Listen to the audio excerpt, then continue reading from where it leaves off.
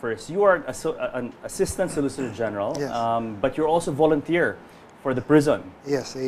How did this happen? Well, many years back, I was detailed to the Senate, and I was asked to review the budget of the Department of Justice. So what intrigued me was I saw in its budget some funding for a school inside prison. So I told myself I should pay that school a visit. And what I saw was something that I liked. Because there are about 35,000 prisoners all over the country in various prisons here and in the provinces. And 22,000 of those prisoners are in Muntinlupa, in the new Bilibid prison. Yeah. I didn't realize it was that big, the population. Wow. But the surprising thing there is that of the 22,000, some 2,000 of them attend school while serving their prison terms. But they do it at various levels. Some go to grade school, high school, college, and some take vocational courses. And it's possible because many prisoners come in or are convicted and come into prison without any schooling. It's possible that someone comes in with no schooling at all and will come out as a college graduate. Wow, and this is free. It's a free program available to any inmate. They have to take a qualifying exam. Okay. Now, which institutions are the ones that are helping the prisons with this training educational program? I mean, is it a total government initiative, or do you have private sector involvement? Who's involved here? Yeah, of course, the Bureau of Corrections and the Department of Justice are there as the principal agencies involved in that. The Department of Education and CHED is also there. But there are partner schools. In particular, the one I looked into, the college, it is in partnership with the University of Perpetual Help. Wow, okay. And they grant a business management or business administration degree. And the reason for this is because experience has taught them that many prisoners, upon their release, have a hard time looking for jobs. So they're teaching the prisoners how to put up small businesses of their own. Of course, and it's also good that in their spare time, which they have a lot of, that they do it, they apply themselves productively, rather than doing, I don't know, silly things like tattooing themselves or something. Yes. Now, how come this thing, is this program limited only to the new Bilibid prisons, or is it like all over in penal facilities all over the country you have the same thing going on? My understanding is that there are other schools all over, but this is the one most organized and structured, the one in the new Bilibid prison, in particular in the medium security camp, which is Camp Sampaguita. Now, okay, let's describe, because most people have heard the NBP, sort of say NBP, but people don't know really what it looks like, what it's composed of. So, can you give us a description of the NBP? What is it? Because you mentioned a medium security prison. Is there a maximum security prison? Is there a minimum security prison? Yes. How does it work? The the new Bilibid prison is in Muntinlupa. I think there are about it used to occupy about 300 hectares. Wow. In Muntinlupa. And it has 3 camps, maximum security, where prisoners serving sentences of 20 years and above are placed. Okay. And medium security, where those serving below 20 years up to 3 years are placed. And minimum security, where which is occupied by those who are about to be released. Okay, and you mentioned 22,000 inmates at present. In the new Bilibid prison. Was it designed for this, or is it like No. Is this too many? Too much, actually. Okay. While the land area is big, the physical facilities, the buildings are, my understanding is mostly built during the American times. How would you describe conditions in the facility? Would it be adequate, or I mean, obviously in terms of space, it's inadequate. It's inadequate. It's overcrowded, but government is trying to do everything that it could. there are moves for its transfer Yes. to another place, Tanay in particular. Mm. But this has not become a reality Very hard to move, especially because you're of the funding requirements. and maybe opposition also from the local population, the residents of the area, who Oh, wants to live beside a prison. Yes, but that's understandable because who would want Of to course. stay beside the Of prison? course. But you will be surprised. Almost bordering the New Bilibid prison is this posh village, Ayala Alabang. And I once asked the prison officials, were there no instances in the past where those who escaped from prison went into Ayala Alabang? And then they told me, the first thing that a prisoner who escapes thinks of is to get as far away from the place as possible. So not go to Ayala Alabang. True. It makes sense after all. Makes sense. Now, okay, let's talk about this project you have with the German club. Can you describe the mechanics? I understand it's a football game, Yes. and it's going to be a team from the prison system against a team from the German club. How does this work, and how did this start? This first started. How did this begin? Okay. Inside medium security, there is a college there. 20 years to 3 years minimum. Below 20 years. Below 20 years, up to 3 years. Right. Yes. There's a college there. So, and it started with what they call the college guild. It's actually the prison glee club, because these prisoners, they know how to perform, they know how to dance, they know how to sing. It's surprising. Then one time, one of the singers there, who was a player in the University of Santo Tomas, picked up a ball, a soccer ball, and started playing. And suddenly, many other prisoners came forward and said, "Why don't we play?" So he found out that there were many football players there. And about 3 years ago, they decided to put up their own team. It was an informal team which did not really have a name, and it played against the Ateneo varsity team, the alumni team that has been coming there. And they decided to name it, would you believe, Pusakals. Yeah, because they say that they're the only ones who has the right to use that. Of course, you have the Azkals, who are celebrities now. Yeah, it's a play between the word Azkals and Pusakal. Yeah. Pusa mean like Pusang Kalye, Pusakal. They say Pusang Kalye, di ba? Or when you say Pusakal, it has a different meaning also in Filipino. Di ba? I don't know the exact translation. Interesting. But what's also surprising is that, Filipinos in a penitentiary here would pick up soccer, foosball or football, because, football is not really too popular here, at least before the Azkals came.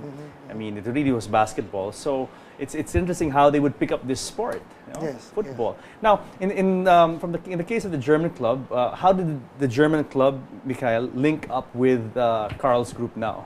How did the connection happen? And first, tell us about the Cranes, their club football team. Yeah, we actually have here quite some active football life in Manila, mainly by expats. So we have our tournaments, our Euro Cup, our World Cup, where teams from Germany, from France, from England, from China, Korea participate depending on Euro or World Cup. We have our veterans tournaments. But the Germans only played shortly before this tournament. So some people said, why don't we always play? So now we play every Tuesday at Nomads in Maurer, and we have about 20 regulars and about 40 on the list. And football became popular with the Azkals. They have now a German coach, Michael Weiss, who's also a big fan of the German club. So Paul Schäfer from the Hans Seidel Foundation, who was one of the initiators, his wife is very active in football, his sons are very active in football. So the German embassy, which is the second sponsor of the idea. Also has some football players, and so it all got together when we were at the Bilibid last June, and we were quite impressed. And, I mean, football is easy. You need a foot and a ball. Usually you have and a big foot, field. Right? For basketball, you need a basket and a ball. So that's why I'm not surprised when you say, Carl, that somebody picked up a ball. You can play football here in the studio anywhere, right? Whereas a basketball, you need a basket. It's a bit difficult. I mean, for a goal, all you need is 2 markers and... that's it. That's so it. very simple. But basketball, due to the American influence in the Philippines, is very popular. But football now, with the help of the ASCALs, luckily becomes more popular. So Hans Seidel Foundation, German Embassy, Paul Schäfer knows Karl very well. So the idea was born that we have a match there, right? So we'll have then on January 14th. We'll go there. It will be sponsored by the German Embassy, by the Hans Seidel Foundation, which is the foundation of the Christian Democrat Party in Germany, which is very active in this area. And we have a match there. So it's a lot of fun. We do catering by the German club. In the prison? In the prison. We bring the food with us. We bring Coach Vice as a referee, although we don't need a referee as such. It's a friendly match. We want to have fun. We want to, Beer? Unfortunately, we are not allowed to bring beer. But, No. It's verboten. Not in the penitentiary. We asked, but no, I mean, we'll have enough. But it fits, especially this rehabilitation program, which Karl is supporting, is very German. So we think a German approach with the embassy, with the Hans Seidel Foundation, supports this idea, which definitely is not an easy idea in the Philippines. So any effort in that respect, because football really, I mean, you can play if you're attending a college. So somehow the inmates are encouraged to attend college, which is better for the later integration into the normal life. So you can then play. They can play football. Yes. So it's an idea which I think needs every support possible, right? So Carl, what Mikhail is saying is that the inmates who want to play have to go to school. They have at to the go same to time. school. You can't get, if they're not in school, then they can't play. Well, so far, that's the composition of the Pusakals. They're all college players. I mean, college students. Well, except for my son, who is a guest player, who plays with them. How old is your son? 15. Okay. So, I mean, you have 22,000 people in the prison. Is it limited only to a certain, I mean, therefore, theoretically, you could have more. Like, you could have a hell of a big league. Yes, I understand that there will be more teams to be formed. There will be more. Wow. At present, how many players do you have in the About Pusakals? 22. 22. Do you have any support from the private sector? From I mean, like training. Who trains them? I mean, do you have coaches from outside who come in regularly and assist in training? Because football is like any sport needs their techniques. You know. There have been various teams coming in to play with the Pusakals because they say that's the only way that they could improve. As I said earlier, they have been playing with the Ateneo alumni soccer team. They have played with the team of the French football club, and they have played with another team composed of British expatriates. But all in the prison grounds. Yes, at the sunken garden in front of maximum security. Are there any plans afoot to perhaps bring them outside for exhibition matches outside the penitentiary? Is that in the books? Is that on the cards? There have been talks about that, but this will all, of course, have to be approved by the Secretary of Justice herself. Of course. I mean, these are not ordinary players, after all, and there could be some security concerns, in that sense. Now, what is your objective here, Carl, in this team? I mean, what is your long-term goal here? And why football? I mean, why not concentrate on other sports? Well, my objective is to help the prisoners because this is what they've been trying to do. To help prisoners change their image. Because every time when we look at the papers, when we listen to the radio, watch TV, invariably there would be reports about crimes. And this scares the public. In many instances, many would not want to come and visit prison because of what they read in the papers. But this is one way where they are trying to change their image and say, no, while we have committed a crime, while we have done something bad, we are paying for it now, and we're trying to reform ourselves. So we're there as volunteers to see to it that upon their release, they will be ready and become more productive members of society and not go back to a life of crime.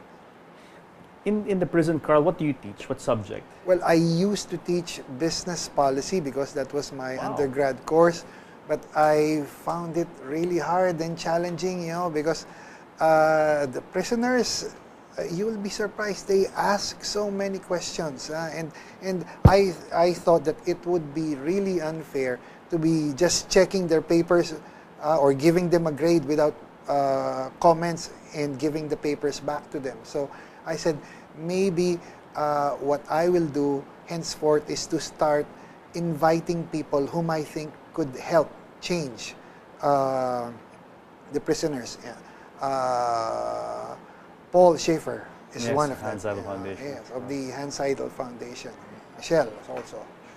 Now, is the game, Mikhail, on January 14? Is it open to the public? Anyone can go? I mean, this is a prison. Yes. I mean, it's open to anyone. No one needs to get a special pass to enter the premises. Because it's going to be in the open field, everyone is welcome. The same way that it was open to the public when they had the match with the French football team and the British team. Mikhail, from the part of the German club, do you view other engagements with the prison? I mean, obviously this is START, the first project, I think, of the German club with the prisons. I mean, do you see more projects of this sort moving forward? Yeah, actually, we discussed one, and we saw on the video that that art plays an important role in the prison. And we have tonight the opening of an art exhibition, so there are discussions, initial discussions, to have an art exhibition from Billywood Prison at the German club. That's a good project. Yeah. We want to take it Very nice. step by step, so we are now looking forward to this match, and we all like football. We are not good, we are a pub team, right? So what we call in Germany a pub team. So I don't know whether they can learn a lot from us. They can learn us in the social part maybe, but I don't know on the skills. Maybe Coach Weiss can have some ideas. But we play for fun, right? And that's why we're looking forward. But this art exhibition would be then a step further, nice. right? Yes, Because what we saw on our visit there was impressive. Right? They have very good artists, painters, and the one that was shown earlier, that's called pyrography. Burning. Wood burning. Yes, yes. So it's possible that they can come up with a three-dimensional portrait or an image with a heated wire. Yes, and that's an idea. If you could display some of those at the German club, and maybe for sale. I mean, if you members want to buy, and then they could purchase it. And I mean, personally, I like art, and I've never seen really inmate art before. Very unique. Yes. Very unique. I mean, these are people who made a big mistake once, and they pay for that mistake. But you still have to support their capability. So that is one. I mean, like playing football is one, art is one. So Yes. it helps them, helps other people, and Of course. it's a win-win. Well, gentlemen, we've come to the end of the show, but before we go, let's have some last words. Carl, you first. Maybe say something to the audience. Yeah, thank you, buddy, for inviting us here. You see, most prisoners view themselves as athletes running this game of life, and they fall, and that's where we see them now in their fallen state. But the important thing is their ability to stand up and run and finish the race of life. But they can only do this when people will be there, when society and friends will be there to help them up and continue the race. Thank you, Carl. Mikhail? Yeah, thanks also from our side, German club side. If you like to enjoy German food, I can only recommend what we mentioned before, the catering. Just call the German club at 817-3552, or you go on our website, which is quite popular. Alternatively, Oktoberfest 2012 will be from October 18 to 21 at the Sofitel Philippine Plaza with the German Bavarian band from near Munich, German food, Bavarian food, pretty authentic, like the one in Munich. So that is also open to the public. Just buy the tickets from the German club and you can enjoy similar food than in the German club. Okay. Anyway, thank you, gentlemen, and more power to your efforts. And I look forward to your game on January 14 at the new Bilibid prisons in the open area, you said. Yes. Okay. In front of the maximum In front of the security. maximum security area. Thank you. Thank you so much. Great, thanks. So guys, I hope you enjoyed listening to our show now and watching our show now about Philippine-German friendship and learning more about the very interesting project happening between the German club and the new Bilibid prisons. So join us again next week here in the show where we talk about what matters to you because you matter the most. See you next week.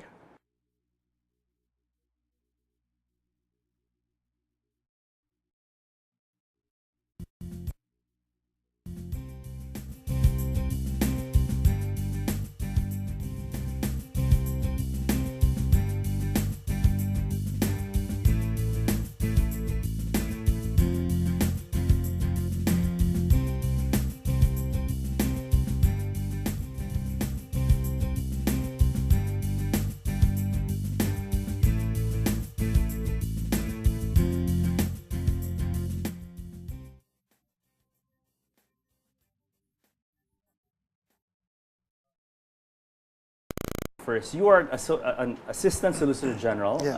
but you're also volunteer for the prison. Yes. How did this happen? Well, many years back, I was detailed to the Senate, and I was asked to review the budget of the Department of Justice.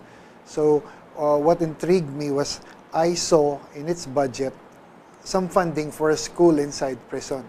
So I told myself I should pay that school a visit. And what I saw was something that I liked. Because there are about 35,000 prisoners all over the country in various prisons here and in the provinces. And 22,000 of those prisoners are in Muntinlupa, in the new Bilibid prison. Yeah. I didn't realize it was that big, the population. Into prison without any schooling. It's possible that someone comes in with no schooling at all and will come out as a college graduate. Wow, and this is free. It's a free program free. available to any inmate. They have to take a qualifying exam. Okay. Now, which institutions are the ones that are helping the prisons with this training educational program? I mean, is it a total? But the surprising thing there is that of the 22,000, some 2,000 of them attend school while serving their prison terms. But they do it at various levels. Some go to grade school, high school, college, and some take vocational courses. And it's possible because many prisoners come in or are convicted and come. Government initiative, or do you have private sector involvement? Who's involved here? Yeah, of course, the Bureau of Corrections and the Department of Justice are there as the principal agencies involved in that. The Department of Education and CHED is also there. But there are partner schools. In particular, the one I looked into, the college, it is in